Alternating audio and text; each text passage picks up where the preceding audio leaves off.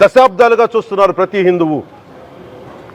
దీంట్లో మిగతా మతాల ప్రస్తావన కంటే కూడా నేను ఎక్కువ ప్రస్తావన చేస్తుంది హిందూ ధర్మాన్ని పాటించి వాళ్ళ వ్యక్తిగతంగా పాటించి బయటకు వచ్చేటప్పటికి మీడియా వారి కోసమో లేదంటే ఇంకొంత ఎవరైనా సాటిస్ఫై చేయడం కోసం తెలియదు, కానీ సాటి హిందువులు తోటి హిందువులను తిడుతూ ఉన్నారు.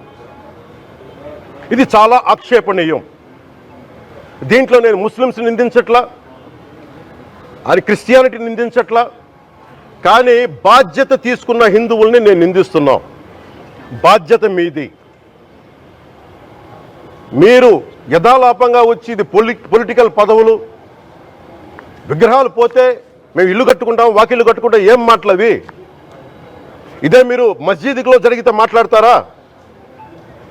మస్జిద్లో ఇలాంటి అపవిత్రం ఒక చిన్నపాటి చోరీ జరిగితే ఇలాగే మాట్లాడతాం. ఎందుకని మీరు మాట్లాడరు, ఓట్లు కదా అక్కడ. కానీ హిందువులు మాట్లాడితే హిందువు అందరికి ఎవరు పట్టించుకోరు. ఇక్కడ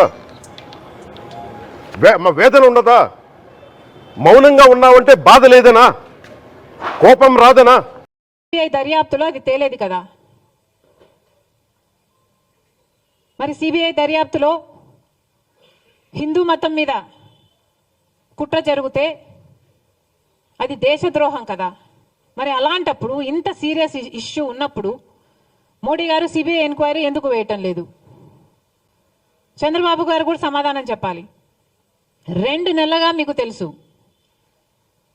2 నెలలుగా ఆ రిపోర్టు మీ చేతిలో పెట్టుకొని ఏం చేస్తున్నారు? మీ 100 రోజులు పూర్తి చేసుకున్న సందర్భంలో మీరు అది బయట పెట్టారు అంటే ఏమనుకోవాలి? మీరు సూపర్ 6 అమలు చేయలేదు కాబట్టి ప్రజల దృష్టిని మళ్లించడానికే ఒక హిడెన్ అజెండాతో ఇది ఆ రోజు బయట పెట్టారని స్పష్టంగా అర్థమైపోవటం లేదా? చంద్రబాబు గారు సమాధానం చెప్పాలి. 2 నెలల కిందే మీకు తెలిస్తే మరి ప్రజలకు ఎందుకు చెప్పలేదు? ఎందుకు సిట్టు అప్పుడే ఎందుకు వేయలేదు? ఇప్పుడు చంద్రబాబు గారు సిట్టు వేస్తున్నారు. ఈ సిట్ ఏదో 2 నెలలు ముందే వేసుండొచ్చు కదా. ఇంత రచ్చ జరిగాక ఇప్పుడు సిట్టు వేశారు చంద్రబాబు గారు.